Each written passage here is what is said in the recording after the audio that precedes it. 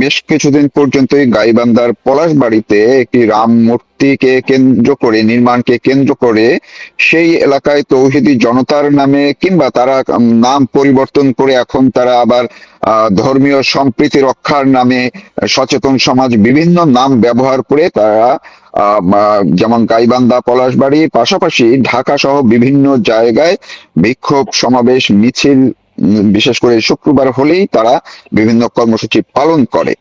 এর মধ্যে এই যে সেই গাইবান্ধা পলাশবাড়ির যে মন্দিরটি রাধা গোবিন্দ মন্দিরের সভাপতি এখন আছেন আমার সঙ্গে, সর্বশেষ যে জিনিসটি হচ্ছে গতকালকে হঠাৎ করেই ওই মন্দিরের সামনে তারা কলেমা লিখিত বা খচিত পতাকা তারা টানিয়ে দিয়েছিল, যদিও পুলিশ সেটি রাতে আবার অপসারণ করেছে এবং এই হরিদাস চন্দ্র তরুণী দাসকে গ্রেপ্তারের জন্য তারা এখন মরিয়া হয়ে উঠেছে। সর্বশেষ পরিস্থিতি জানার জন্য চেষ্টা করছি।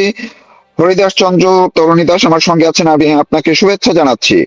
আপনি যদি একটু বলেন যে প্রথম আমরা একটু জানতে চাচ্ছি, আমি একটু জানতে চাচ্ছি আপনার কাছ থেকে যে কালকে যে পতাকা টানানোর যে ঘটনা এবং পুলিশ পরে যে এক পর্যায়ে সে পতাকা অপসারণ করলো, ঘটনাটি কি হয়েছে আপনি যদি একটু বলেন। আসলে শুধু মন্দির না, আমাদের যে মেইন রোড আছে, মেইন রোড থেকে আমাদের মন্দির আগেও বলেছি যে 1.5 কিলোমিটার দূরত্ব। ইতিমধ্যে পলাশবাড়ির বিভিন্ন জায়গায়, গাইবান্ধার বিভিন্ন জায়গায় সেই কলেমার পতাকা কিন্তু উঠতেছে। সেই সুবাদে আমাদের গত বৃহস্পতিবার দিন সকাল 10টা থেকে কিছু প্রাইভেট কার মোটরসাইকেল নিয়ে আসছে। সামনে প্রাইভেট কার, অনেকগুলো ইয়ং জেনারেশন যারা পাঞ্জাবি টুপি পরা ছেলেগুলো আসছে, তারা স্লোগান দিচ্ছে আল্লাহু আকবার। হ্যাঁ, এটা স্লোগান দিচ্ছে আর বিভিন্ন জায়গায় তারা পতাকা লাগাচ্ছে। এবং সেই পতাকা আমাদের মন্দিরের যে শ্রী শ্রী রাধা গোবিন্দ কালী মন্দিরের ঠিক মন্দিরের 10 হাত থেকে 5 হাত দূরে তারা কিছু পতাকা লাগিয়েছিল, কিন্তু আমাদের যে আরো লাগাতে চেয়েছে মন্দিরের একদম সামনে, কিন্তু প্রশাসনের হস্তক্ষেপ তারা লাগাতে পারেনি।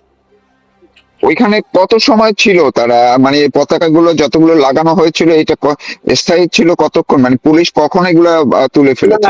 যেগুলো মন্দিরের সামনে ছিল, যেগুলো তারা হচ্ছে প্রশাসনের হস্তক্ষেপে সেগুলো অপসারণ করা হয়েছে। আর যেগুলো লাগাতে দেয় নাই সেগুলো তো মন্দিরের ঠিক গেটের সামনে, আমাদের গেট থেকে মন্দির হচ্ছে 10 মিটার। 10 মিটার তারা পতাকা লাগাইছে হচ্ছে মন্দির থেকে 15 মিটার দূরত্ব থেকে তারা পতাকা লাগাইছে। তার মানে আপনি বলছেন যখন কিছু লাগাইছে আবার কিছু লাগানোর সময় পুলিশ সেগুলো লাগাতে দেয়নি। তার মানে ওই যখন তারা পতাকা লাগাচ্ছিল ওই সময় কাছাকাছি পুলিশ ছিল, পুলিশের অবস্থান ছিল। না, মন্দিরের ভেতরে মন্দিরে আমাদেরকে সরকার থেকে, আমাদের যে প্রশাসন থেকে, আইন শৃঙ্খলা বাহিনী থেকে যথেষ্ট নিরাপত্তা দিয়েছে এবং তাদেরকে আমরা ধন্যবাদ জানাই। সেই প্রশাসনের এখানে এপিবিএন আর্ম পুলিশ ব্যাটালিয়ন 10-12 জন ডিউটি ছিলেন এবং এখানে পুলিশ ছিলেন হলো 6 জন। তারা অবস্থান করে, এখনো পুলিশ আছেন, এপিবিএন লোকেরাও আছেন। সেই সুবাদে তাদেরকে বলেছে ভাই এটা তো মন্দির, এখানে লাগানো যাবে না, এটা ঠিক নয়। তারা সেই বুঝার বুদ্ধি পরামর্শ তাদের সাথে এক সময় বাদ বিতরণ হয়ে যায়, হওয়ার পরে তারা মন্দিরের সামনে লাগাতে পারে না, কিন্তু মন্দির থেকে 15 মিটার দূরে তারা লাগিয়েছে। আচ্ছা, আর এই যে কালকে শুক্রবার হিসেবে কালকে অন্যান্য কর্মসূচিগুলো কি হয়েছে? আমরা কোনো কোনো সামাজিক মাধ্যমে দেখলাম যে তারা বিভিন্ন নামে আপনার ছবির উপরে ক্রস চিহ্ন দিয়ে এবং রাম মূর্তি তারা খোলা জায়গায় স্থাপন করতে দিবে না, এবং ব্যানারে কোনো কোনো ব্যানারে দেখলাম যে তারা তৌহিদি জনতার পরিবর্তে এখন আবার সম্প্রীতি, ধর্মীয় সম্প্রীতি সুরক্ষা, সচেতন সমাজে এই ধরনের কিছু নাম ব্যবহার করে তারা মানববন্ধন করেছে, যেখানে আপনাকে গ্রেপ্তারের দাবি জানানোর পাশাপাশি ওই মন্দির রাম মূর্তি অপসারণের দাবিটিও আছে দেখা গেল। এটি কালকে কি হয়েছে সর্বশেষ পরিস্থিতি? আচ্ছা, আমি একটু বলি। যেহেতু রাম মন্দির অপসারণ করার বিধান হিন্দুদের নয় বা আইন নাই, হিন্দুরা কখনোই কারো অনুমতি নেয় না যে আমি এই মন্দিরে এই বিগ্রহ স্থাপন করব বা এই বিগ্রহ ভাঙবো। বিগ্রহ তৈরি করা যায়, কিন্তু হিন্দুরা বিগ্রহ ভাঙতে পারে একমাত্র যে মাটির প্রতিমা যেগুলো থাকে সেগুলো বিসর্জন দেওয়া যায়, কিন্তু যেগুলো রিট সিমেন্ট বালুর তৈরি হয় সেগুলো কখনোই বিসর্জন আমরা দেই না বা দেওয়া সম্ভব নয়। বা ভাঙাচোরার বিষয়ে একটা দেবতা বিগ্রহ হচ্ছে, বিসর্জন দিতে পারি, কিন্তু এটা ভাঙার কোনো অধিকার বা আইন নাই, হিন্দুরা ভাঙেও না। সেই জায়গা থেকে রাম মন্দির তো এটা একটা আমাদের ভগবান শ্রীকৃষ্ণ, ভগবান রাম, এই বিগ্রহটা এটা তো আমরা ভাঙতে পারবো না, কোনো বিধানও নাই। যদি তারা ভাঙতে পারে ভাঙুক, আইন যদি থাকে আইন দিয়ে ভাঙুক, সমস্যা নাই। যেখানে তারা আমের বিক্রয় এখন অপসারণ করার কোনো ফুকফাক পাচ্ছে না, তাহলে এটার মূল হোতা কে? অবশ্যই হরিদাস বাবু মূল হোতা। কারণ সনাতনীর কাছ থেকে টাকা নিয়ে আসছে, সনাতনীদের টাকা দিচ্ছে হরিদাস বাবুর হাতে, হরিদাস বাবু এটা করতেছে। এখন হরিদাস বাবুকে কিভাবে বাচ্চা দেওয়া যায়? হরিদাস বাবুকে যদি বাস দেওয়া যায়, গ্রেফতার করা হয়, তাহলে আর এই মন্দির হবে না। না হলে তাহলে আমরা আমাদের জয়ী হয়ে গেলাম। অথবা হরিদাস বাবুকে গ্রেফতার করলে, হরিদাস বাবুর মিনিমাম 30 থেকে 40 লক্ষ ভক্ত হরিদাস বাবুকে ভালোবাসে। আমি এগুলো বলতে চাই না, দেখাতে চাই না। আমি আমার ভক্তকে বলছি, কোন আন্দোলনের পক্ষে আমি নাই। আমি চাই শান্তি শৃঙ্খলা ভাবে আমাদের দেশে আমরা সনাতনীরা বসবাস করব, কোন কোন মানে মারামারি কাটাকাটির মধ্যে দিয়ে নয়। তখন না, তারা, কালকে এটা তো, কালকে কি হয়েছে সেটাও যদি একটু আমি বলেন। সেটা বলতেছি, আমি সেটা বলতেছি, সেটা হচ্ছে তখন তারা একটা জিনিস চিন্তা করলো যে হরিদাস বাবুকে এখন কিভাবে ইয়ে করা যায়। তখন তারা রাম মন্দিরের পাশাপাশি আমাকে গ্রেফতার করতে হবে 7 দিনের মধ্যে। এখন আমাকে, ভাই আমি কি অপরাধ করছি ভাই? আমার অপরাধটা কি? দেশের আইন আছে, দেশের আইন শৃঙ্খলা বাহিনী আছে, তারা তো আমার দোষ খুঁজে পাচ্ছে না। আপনারা যদি দোষ খুঁজে পান, সেটা আইন শৃঙ্খলা বাহিনীকে দেখান যে হরিদাস বাবু এই দোষগুলো করছে, সেটা প্রমাণ করতে হবে। মিথ্যা প্রমাণের ভিত্তিতে হরিদাস বাবুকে অ্যারেস্ট করার এত সহজ নয়। কারণ আমি কালকে পলাশবাড়িতে যা হচ্ছে, এমনও অনেক জায়গায় আমার ছবিতে আগুন লাগাই দিছে, এমনও অনেক সময় জায়গায় আমি কয়েকটা জায়গায় ভিডিও দেখলাম যে আমার ছবি বানায়া কম্পিউটার থেকে দোকান দিয়ে আগুন লাগাই দিচ্ছে। এটা কি? এটা কি বাংলাদেশ? আমরা কোন দেশে বসবাস করি? যে দেশে একজন মানুষের মানে একজন নিরীহ মানুষ, আমি একজন নিরপরাধ মানুষ, আমাকে নিয়ে তারা মানে ইয়ে করতে ষড়যন্ত্র করতেছে। তাহলে আমরা কিভাবে হিন্দুরা দাঁড়াতে পারবো বলেন আপনারা? কালকে কি করেছে? কালকে কর্মসূচি, তাদের কর্মসূচি কি ছিল? তাদের কর্মসূচি ছিল হরিদাস বাবুকে 7 দিনের মধ্যে গ্রেপ্তার করতে হবে, 7 দিনের মধ্যে রাম মন্দির বিগ্রহ, রাম বিগ্রহ অপসারণ করতে হবে, এবং এর পাশাপাশি মন্দিরের কোন প্রশাসন দায়িত্বরত থাকতে পারবে না। এটা কখন করেছে তারা? এটা কি মানববন্ধন না এটা বিক্ষোভ ঝগড়া মিছিল মতো করেছে? দাদা, বাংলাদেশের মুসলিম ভাইরাই তো ওই নামাজের পরেই করে, হজের দিনই করে। বা আমাদের গরিব মানুষের মুসলমানদের হজের দিন হলো শুক্রবার, ওই দিনই তো আন্দোলন করে। মানে জুমাবার, জুমাবার হিসেবে করেছে। হ্যাঁ, এরা জুমাবার কারা? দিনই করে। মানে আপনি এদেরকে চিনেন কিনা, যারা এই আপনার মানববন্ধন করেছে বা মিছিল করেছে, এদেরকে চিনেন কিনা আপনি? দাদা, এটা যদি ফজল সাহেব আছে আমাদের মুক্তিযোদ্ধা, উনি কিন্তু বলেছেন যে পাঞ্জাবি পরা এবং এগুলো লোক কারা। আমরাও কিন্তু মোটামুটি বলতে পারি, কিন্তু আমরা বলতে চাই না। আচ্ছা, আমি শেষ করবো একটু, যে আপনার এখন আপনার নিরাপত্তা, আপনি বলছিলেন আমার এর আগে, লাইভের আগে, যে আপনি নিরাপত্তাহীনতায় ভুগছেন, কেউ আপনাকে হত্যার হুমকি দিচ্ছে, আবার প্রশাসনের পক্ষ থেকে এক ধরনের যে কোনো সময় যে কোনো অজুহাত দেখিয়ে, নিরাপত্তার অজুহাত দেখে আপনাকে হয়তো তাদের হেফাজতেও নিতে পারে। এই বিষয়টা কি, যদি আপনি একটু ক্লিয়ার করেন। হ্যাঁ, প্রশাসনের তরফ থেকে বলা হচ্ছে যে আপনাকে, আপনি সেফ থাকেন, আপনি নিরাপত্তা থাকেন। আরেকটা মানে আরেকজন মানে তৃতীয় পক্ষ, তারা আমাকে তো একবার মেরে ফেলার জন্য, হত্যা করার জন্য তো লেগেই আছে। এখন প্রশাসনের তরফ থেকে বলতেছে দাদা আপনি সেফ চলে থাকেন, প্রশাসন দিছে। এরপরে অপ্রীতিকর ঘটনার জন্য তারা একটা নাটক সাজাচ্ছে, একটা প্রশাসনের তরফ থেকে একটা নাটক সাজাচ্ছে যে হরিদাস বাবুকে কিভাবে মানে অ্যারেস্ট করা চায়। সেটা নীল নকশা তো, একজন মানুষকে যদি অ্যারেস্ট করতে চায়, তাতে তো কিছু বৈধ কিছু জিনিস সাজায় গোজায় লাগবে। হয়তোবা তারা সাজাচ্ছে গোজাচ্ছে কিভাবে অ্যারেস্ট করানো যায়, হয়তোবা। আপনি কি আশঙ্কা করছেন যে যে কোনো মুহূর্তেই তাহলে যে কোনো কারণেই হোক আপনি গ্রেপ্তার হয়ে যেতে পারেন, এমনটা?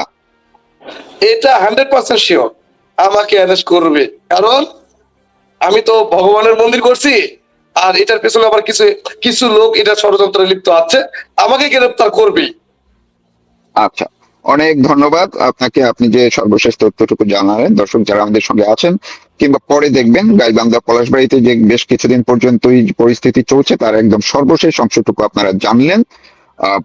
এবং সেই এই ঘটনা পরবর্তীতে কোন দিকে যায় আমরা আবারও আপডেট রাখার চেষ্টা করব। যদি এর মধ্যে আমার সঙ্গে যিনি আছেন হরিদাস চন্দ্র তরুণী দাস, তিনি যদি গ্রেপ্তার হয়ে গেলে তার সঙ্গে আমরা কথা বলতে পারবো না, অন্তত পক্ষে তার আগে তিনি এখন এই তথ্যটুকু আমাদেরকে জানালেন। অবশেষে তারেক রহমানের মালয়েশিয়া এবং চীন সফর শেষ হয়েছে। এই সফর শেষে তিনি কি নিয়ে ফিরলেন বাংলাদেশে? বিশাল বিনিয়োগ, নাকি এটি ছিল স্রেফ কূটনৈতিক সৌজন্য? এই সফরে তার কি প্রাপ্তি হয়েছে বিশাল অশ্বডিম্ব? আজকে এই বিষয়টি নিয়েই বিশ্লেষণ করব। বেশ ঢাকঢোল পিটিয়েই বাংলাদেশের প্রধানমন্ত্রীর বিদেশ সফর শুরু করলেন। প্রথমে তিনি গেলেন মালয়েশিয়ায়। মালয়েশিয়ার সফরটা ছিল অনেকটা সংক্ষিপ্ত। সেখানে মালয়েশিয়ার প্রধানমন্ত্রী তার ফেসবুক পেজে আমাদের প্রধানমন্ত্রীকে নিয়ে একটি স্ট্যাটাস দিয়েছেন, সেখানে হাবিবের একটি গান বাজিয়েছেন। এটিই ছিল মূলত মালয়েশিয়া সফরে আমাদের প্রধান প্রাপ্তি।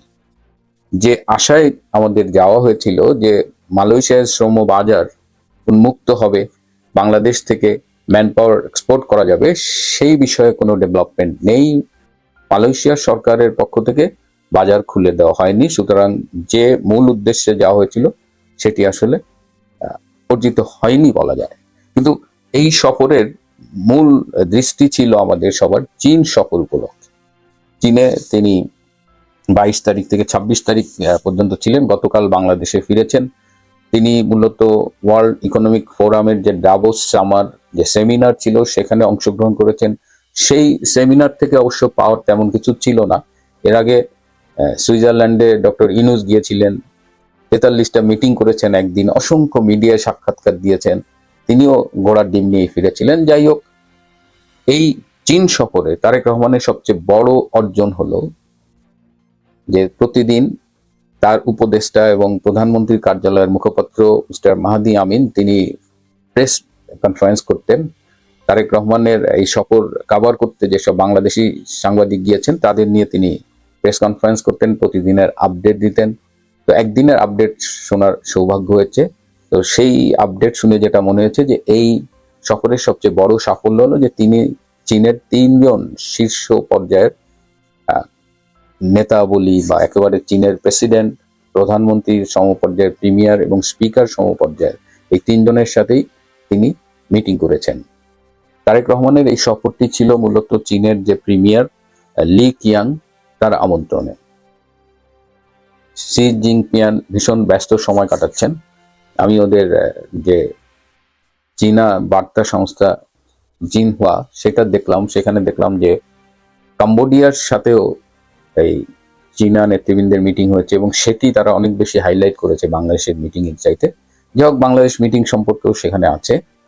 যে দুটো জিনিস আমরা আশা করেছিলাম এই সফর থেকে, সেটা হলো যে তিস্তা ব্যারেজের যে মহাপরিকল্পনা সেখানে চীনের অর্থায়ন, এবং যেটা বাংলাদেশের মিডিয়ায় পরবর্তীতে দেখলাম যে তিস্তা ব্যারেজ নিয়ে কথা নেই, কিন্তু বাংলাদেশ, মিয়ানমার, চীনের কুনমিং পর্যন্ত যে অর্থনৈতিক করিডোর, এটা নিয়ে বাংলাদেশের মিডিয়ায় ব্যাপক হাইলাইট করা হয়েছে। কিন্তু আসলে কি হয়েছে, যে যৌথ বিবৃতিটা ইংরেজিতে আমি দেখলাম, এটা জিনহুয়ার ওয়েবসাইটে আছে, সেখানে কেবলই আমার কাছে মনে হচ্ছে যে শব্দের খেলা। এই দুই চুক্তি পড়লে মনে হয় যে সবই তারা করবে, কিন্তু স্পেসিফিক কিছুই নেই। তিস্তা ব্যারেজ মহাপরিকল্পনার ব্যাপারে চীন সরাসরি আকারে ইঙ্গিতে বলে দিয়েছে যে তারা এই মুহূর্তে এটি ফান্ডিং করবে না। আপনাদের নিশ্চয়ই মনে আছে যে আওয়ামী লীগ সরকারের আমলে চীনের সাথে এই তিস্তা ব্যারেজ নিয়ে অনেক কাজ হয়েছিল, মোটামুটি কি হবে টোটাল প্ল্যানিংটাও হয়েছিল। কিন্তু শেষ মুহূর্তে 2024 সালে নির্বাচিত হবার পরে শেখ হাসিনা যখন চীনে যান, তখন চীন থেকে যখন এই তিস্তা ব্যারেজ পরিকল্পনা বাস্তবায়নের কথা বলা হয়, তখন শেখ হাসিনার সরকারের পক্ষ থেকে বলা হয়েছিল যে বর্তমান বাস্তবতায় এই তিস্তা ব্যারেজ তারা সবাইকে নিয়ে করতে চায়, এখানে চীনেরও একটা স্টেক আছে, এখানে ভারতেরও একটা স্টেক আছে, সুতরাং তারা শুধুমাত্র চীনের সাথে এই ব্যারেজটা করতে পারবে না, এবং যার ফলে চীনের সাথে একটা দূরত্ব তৈরি হয়েছিল সেই সময়। আপনাদের মনে আছে যে শেখ হাসিনা তার সফর সংক্ষিপ্ত করে একদিন আগে ফিরে এসেছে।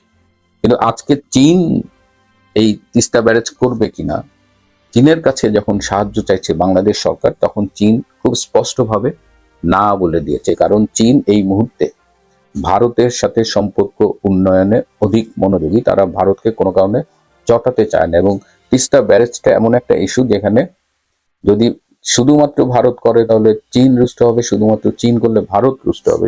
সেইখানে একটা মিউচুয়াল আন্ডারস্ট্যান্ডিং খুব জরুরি। এবং বিশ্ব বাস্তবতায় আমি বারবার বলছি যে RIC কিন্তু এখন একটা বাস্তবতা, একদম রাশিয়া, ইন্ডিয়া, চায়নার যে 3 দেশীয় জোট, এবং ব্রিক্সও খুব অ্যাক্টিভ। এবং আপনারা জানেন যে চায়না এবং ভারতের মধ্যে যে বিভিন্ন রকমের কনফ্লিক্ট ছিল সেগুলোকে তারা মিনিমাইজ করে সম্পর্ক উন্নয়ন করছে, এবং তারা সবাই সম্মিলিতভাবে আমেরিকার যে সুপ্রিমেসি সেটাকে চ্যালেঞ্জ করতে চাচ্ছে।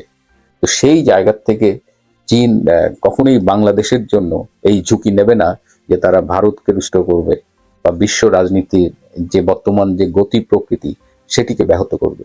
সুতরাং তিস্তা ব্যারেজ বাদ, এখন রইল অর্থনৈতিক করিডোর মিয়ানমার হয়ে চায়না পর্যন্ত বাংলাদেশ। এই করিডোর নিয়ে তো বাংলাদেশে কম জল ঘোলা হলো না। এখন এই মিয়ানমার কে কেন্দ্র করে ভারতের স্টেক আছে, রাশিয়ার স্টেক আছে, চায়নার স্টেক আছে, এখন আমেরিকাও তার স্টেক চায়, এই রেয়ার আর্থ মিনারেলের ভাগ চায়। তো এইখানে বাংলাদেশ থেকে চীন পর্যন্ত এই করিডোর কে করবে, এই বিনিয়োগটা কে করবে? যদিও চায়না বলেছে তাদের যে বেল্ট অ্যান্ড রোড ইনিশিয়েটিভ তারা সেটা এগিয়ে নিয়ে যাবে, কিন্তু এই যে ইকোনমিক করিডোরের কথা বলেছে এই বিনিয়োগে এই মুহূর্তে চায়না প্রস্তুত নয়। তারা আপাতত শব্দটা বলেছে, যেমন তিস্তা ব্যারেজ নিয়েও বলেছে যে আপাতত তারা তিস্তা ব্যারেজ নিয়ে ফান্ডিং করতে রেডি না, ভাবছে না। আবার এই করিডোরের কথা, এই করিডোরে ফান্ডিং করবে কে? এই করিডোরে ফান্ডিং করতে গেলে আমেরিকার সাথে যে 3টা চুক্তি বাংলাদেশ সরকার স্বাক্ষর করেছে সেই 3টা চুক্তি অনুযায়ী তো এখানে এই করিডোর করতে গেলে যারা বিনিয়োগ করবে তাদের ব্যাপারে আমেরিকার ক্লিয়ারেন্স লাগবে। তো চায়না স্পষ্টভাবে বুঝিয়ে দিয়েছে যে তাদের পক্ষে এখন আর এই ঝুঁকি নিয়ে বিনিয়োগ করা সম্ভব না, কারণ চায়না ইতিমধ্যে ভেনিজুয়েলায় অনেক লস করেছে, 4-5টা দেশে কিন্তু তাদের বিনিয়োগ ঝুঁকির মুখে আছে। সুতরাং আমেরিকার সাথে এই চুক্তি করে আবার চায়নার বিনিয়োগ আশা করা, এটা মনে হয় যে এই মুহূর্তে একটু বেশি হয়ে যায়, বিশেষ করে এই ইকোনমিক করিডোরের জন্য। তবে এই সফরে একটা ইন্টারেস্টিং বিষয় ছিল যে ওই যে বাটপার আশিক চৌধুরী নামের এক বাটপার, যার ইংরেজিতে প্রেজেন্টেশন দেখে বাঙালি জাতি একেবারে হুমড়ি খেয়ে পড়ে। কিন্তু আমি আমার এই সামান্য জীবনে, আমি তো মাস্টারি করেছি পৃথিবীর, আমি অসংখ্য কনফারেন্স অ্যাটেন্ড করেছি, সোজা কথা। তা আমার কাছে কখনোই মনে হয়নি যে আশিকের প্রেজেন্টেশন আহামরি কিছু। তো তার প্রেজেন্টেশনে এমন ভাব যে পুরা চীনের বিনিয়োগকারী ব্যবসায়ীরা সবাই বোধহয় বাংলাদেশে এসে ছাপায় পড়বে। যাই হোক, প্রধানমন্ত্রী ফিরেছেন, তার চালা চামুন্ডরা বাঙ্গু মিডিয়া নানানভাবে এটা হাইলাইট করার চেষ্টা করছেন, কিন্তু বাস্তবতা হলো যে বিশাল এক অশ্বডিম্ব নিয়ে ফিরেছেন তারেক রহমান। এক কথায় বলা যায় তার চীন সফর লক্ষ্য অর্জনে ব্যর্থ হয়েছে। এবছর চীনা কমিউনিস্ট পার্টির 105 বছর পূর্তি হলো। সেই পূর্তি উপলক্ষে বাংলাদেশ সরকারের পক্ষ থেকে